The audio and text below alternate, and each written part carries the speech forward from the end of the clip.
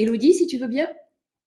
Avec grand plaisir. Bonjour à tous. Merci Sandrine pour cette possibilité d'échanger. Alors, si je vous partage mon vécu à moi en tant que presque client, en fait, Moneyprofil, ce que vos clients vont passer.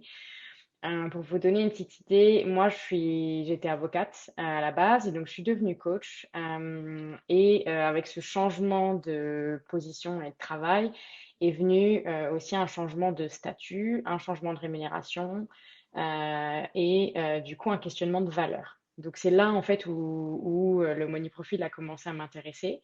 C'est plutôt Sandrine qui a commencé à m'intéresser. En discutant avec elle, je me suis rendu compte que ça avait peut-être du sens en fait de passer à travers le money profil, parce que je me rendais bien compte qu'il y avait des choses qui coinçaient, mais j'avais du mal à évaluer lesquelles. Je me rendais compte aussi que mon rapport à l'argent, par exemple, n'était pas le même que celui de mon mari, que celui de mes amis, donc je sentais bien qu'il y avait quelque chose qui se passait. Et je pouvais imaginer qu'il y aurait un impact sur mon travail ou la manière dont je gérais mon entreprise ou mes relations avec mes clients.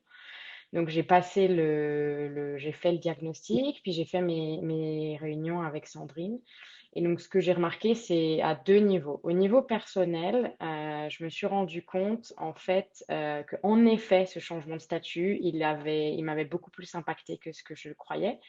Et de faire le money profil, ça m'a permis de prendre conscience de ça, de mettre des mots dessus et aussi de quelque part appréhender, me réconcilier avec mon nouveau statut et d'être complètement capable de voir qu'il avait aussi une valeur, qui méritait d'être respectée, que j'étais pas moins valorisable voilà, que d'autres gens qui avaient d'autres métiers autour de moi.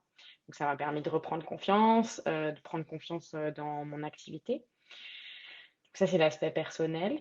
Et puis, au niveau personnel, une autre chose que j'ai réalisée, c'est que malgré le fait que peut-être j'avais diminué en rémunération, ça me permettait quand même de faire des investissements personnels et que mon argent, il avait quand même une certaine valeur. Donc concrètement, ce qui s'est passé, c'est que j'ai pris rendez-vous à la banque, j'ai fait l'état des lieux de mes finances, j'ai recommencé à investir et à regarder comment faire grandir mon argent. Donc voilà. Donc j'ai fait sauter cette barrière de me dire, tu gagnes plus beaucoup, donc du coup tu peux rien faire. Bah non, tu gagnes beaucoup plus moins. Tu peux peut-être faire moins, mais tu peux quand même faire quelque chose. Voilà. Et d'un point de vue professionnel, ce que ça m'a permis de réaliser, c'est de réaliser pourquoi j'attirais les clients que j'attirais. Donc, je pense qu'il y avait une espèce de rébellion contre les statuts et les conventions, et c'était ce genre de clients que j'attirais. Donc, ça m'a permis de comprendre ça. Ça m'a permis de décider de savoir si j'étais contente d'attirer ces clients ou pas, et de faire le tri. Ça m'a permis aussi d'assumer mes prix complètement et d'en augmenter certains et d'avoir une vision d'investissement beaucoup plus à long terme.